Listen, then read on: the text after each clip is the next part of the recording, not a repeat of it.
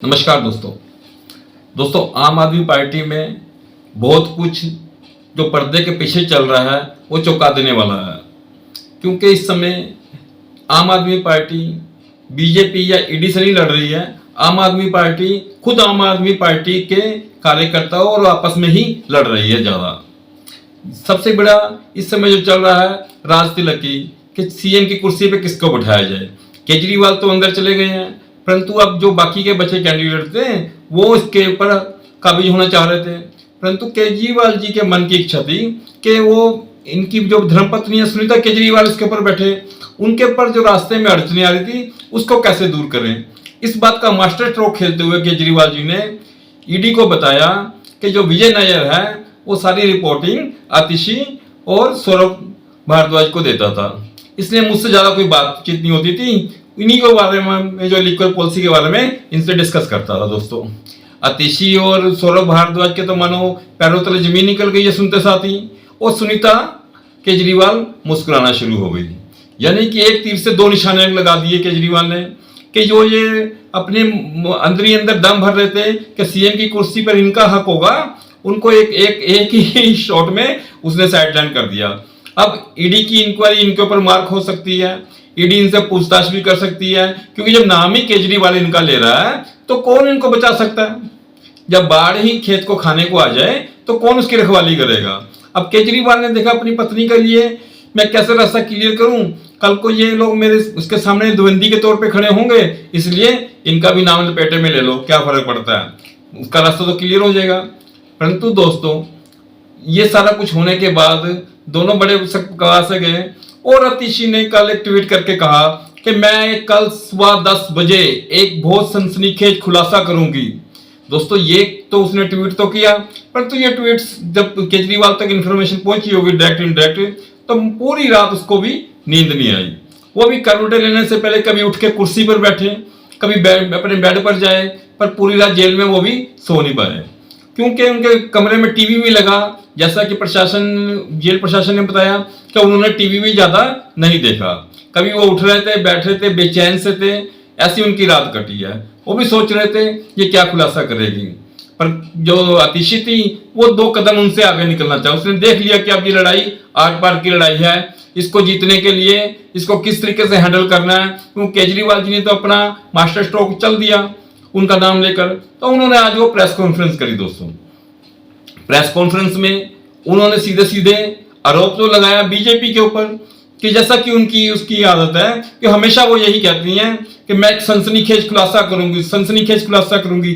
जब आम आदमी पार्टी के लोगों के ऊपर मुसीबत आती है तो हमेशा वो सनसनीखेज खुलासे की बात करके चीजों को ध्यान दूसरी तरफ डाइवर्ट करने की कोशिश करते हैं। वही आज उसने भी किया। वो आई प्रेस कॉन्फ्रेंस में, लोगों को उम्मीद थी देखो क्या सनसनीखेज खुलासा होता है, परंतु जब उन्होंने सनसनीखेज खुलासा किया तो उसको सुनकर हर आदमी भुचक्का रह गया कि ये ऐसा इन्होंने क्या कह दिया, कि इतना कैसा सनसनीखेज खुलासा था जिसकी एक दिन से ये एडवर्टाइजमेंट कर रही थी, उसकी पब्लिसिटी कर रही थी कि जी मैं सनसनीखेज खुलासा करूंगी कल 10 बजे। आकर इन्होंने कहा कि मेरे बहुत ही ज्यादा क्लोज पर्सन के थ्रू बीजेपी ने यह मैसेज भेजा है कि आप बीजेपी ज्वाइन कर लो, नहीं तो आने वाले समय में आपके लिए मुसीबतें बहुत ज्यादा खड़ी हो जाएंगी। ईडी आपके ऊपर मतलब कि इंक्वायरी करेगी, आपको अरेस्ट भी कर सकती है, सौरभ भारद्वाज को भी ये अरेस्ट कर सकती है। तो इसलिए अच्छा बेटर होगा कि आप बीजेपी में शामिल हो जाओ। दोस्तों जैसा कि पहले इन्होंने ऑपरेशन लोटस के समय भी यही सारी गेम खेली थी कि बीजेपी हमें ऑफर दे रही है, बीजेपी हमें अपने पार्टी से तोड़ रही है, परंतु इन्होंने कोई भी सबूत नहीं दिया था किसने इनको फोन किया था। वैसे इन्होंने आज भी किया, कोई आदमी का नाम नहीं बताया कि कौन इनको ऑफर दे रहा है, किस आदमी ने दी और किस बंदे के थ्रू ऑफर आई, दोनों को आइडेंटिटी डिस्क्लोज नहीं करी, कोई मोबाइल नंबर नहीं बताया, सिर्फ अपने मन की बात कह के प्रेस कॉन्फ्रेंस से उठ के चलते बने। जाती है एक बात और इन्होंने बोली कि अब जो पार्टी में शीर्ष लोग हैं, जैसे कि उसमें उन्होंने अपना नाम लिया कि आतिशी खुद, दूसरे सौरभ भारद्वाज, तीसरे दुर्गेश पाठक, चौथे राघव चड्ढा, अब इनका भी नंबर आएगा। क्योंकि पार्टी में जो पहले 4 शीर्ष लोग थे जिसमें के अरविंद केजरीवाल जी खुद, दूसरे मनीष सिसोदिया जी, संजय सिंह और डॉक्टर सत्येंद्र जैन, ये ऑलरेडी अंदर हैं, अब बाकी के नीचे के जो 4 बचे लोग हैं उनका नंबर आएगा। दोस्तों ये जो इनका था कहकर प्रेस कॉन्फ्रेंस से उठकर तो चली गई, परंतु दोस्तों यहां पर इन्होंने केजरीवाल की काट का जवाब देना चाहा। अगर आप लाइन बिटवीन लाइन देखोगे तो बिटवीन लाइन देखोगे तो आपको चीज समझ में आएगी कि केजरीवाल ने जैसे कल इनके परकच्छे उड़ाए थे, इनका नाम ले दिया था ईडी के सामने कि जी उनसे बात होती थी, अब इनको पता कि ईडी की कार्रवाई तो होगी इनके ऊपर।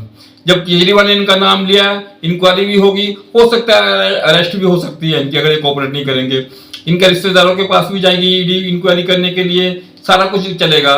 तो ये तो इनको समझ में चीज आ गई है, इसलिए इन्होंने इसका नाम भी बीजेपी पे ले दिया, एक प्रेशर क्रिएट करने के लिए कि हमारे पास बीजेपी की भी ऑफर आ रही है केजरीवाल के ऊपर।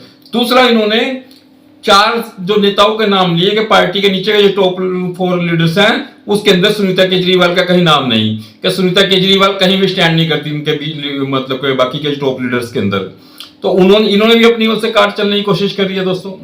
तो इस समय पार्टी के अंदर कुछ भी उठापटक सी स्थिति चल रही है।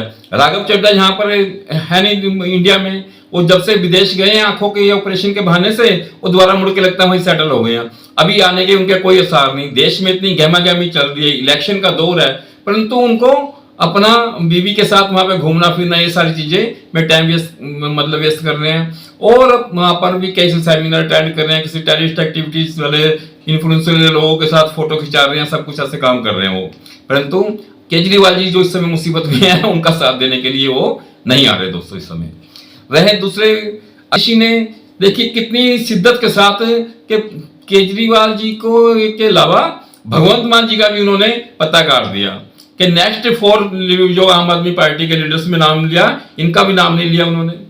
शायद इनको पंजाब का समझ के अलग कर दिया हुआ इन्होंने कि भगवंत मान जी का भी कोई रोल नहीं है, ये बताना चाहा उसमें भी, उनका नाम तक नहीं लिया उन्होंने। जबकि पार्टी में एक कदावर नेता के तौर से भगवंत मान जी हैं, बाकी लोगों से सबसे ज्यादा एक्सपीरियंस्ड हैं ये, परंतु इनका भी नाम नहीं उसने लिया।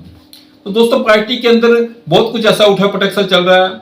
हर आदमी चाह रहा है कि मैं मुख्यमंत्री बनूं दबे शब्दों में, परंतु केजरीवाल जी ने इनके ऊपर ब्रेक लगाने के लिए ही ये स्टैंड लिया हुआ है कि मैं जेल से सरकार चलाऊंगा।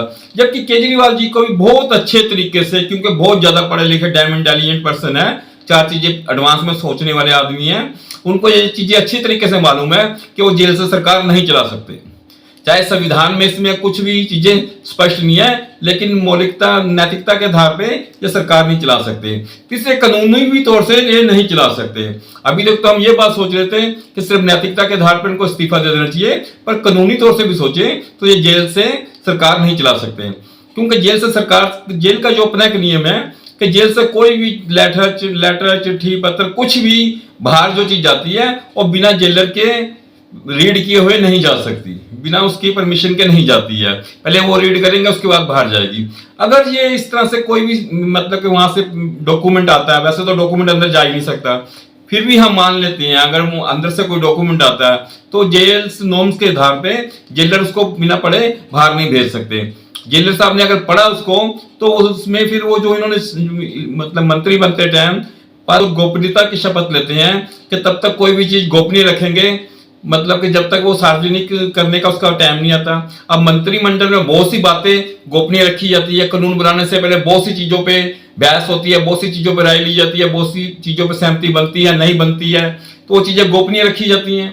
अगर चीजें पहले से क्लियर हो जाएंगी, पहले से ये जेलर साहब पढ़ रहे होंगे कि क्या चल रहा है दिल्ली में, क्या होने वाला है, तो वो अपनी जो इन्होंने शपथ लिया उसका उल्लंघन होगा, तो उस आधार पर भी नहीं ये चला सकते। तीसरे, गवर्नर साहब ने स्पष्ट रूप से क्लियर कर दिया कि जेल से सरकार नहीं चल सकती। तो केजरीवाल जी बिल्कुल अच्छी तरीके से जानते हैं कि जेल से सरकार नहीं चल सकती, परंतु अगर वो डिक्लेयर कर देते पहले कि भाई जेल से सरकार नहीं चल सकती तो मेरे जेल जाने के बाद कौन सीएम की कुर्सी पर बैठेगा, तो पार्टी में एक बहुत बड़ा बवाल सा खड़ा हो जाता। उसको अवॉइड करने के लिए उन्होंने चाल चल दी है, और आगे चाल चलते ही उन्होंने आतिशी और सौरभ भारद्वाज जी का नाम लिया कि ताकि ईडी का इन पे प्रेशर है। ईडी अगर इंक्वायरी नहीं भी करती तो इनको डर हमेशा बना रहेगा।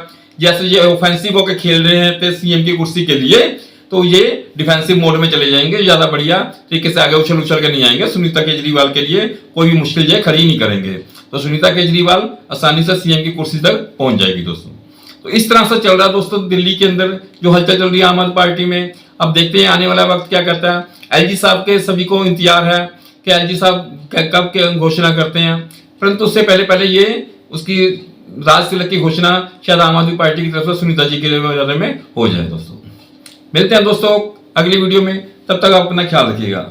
नमस्कार दोस्तों।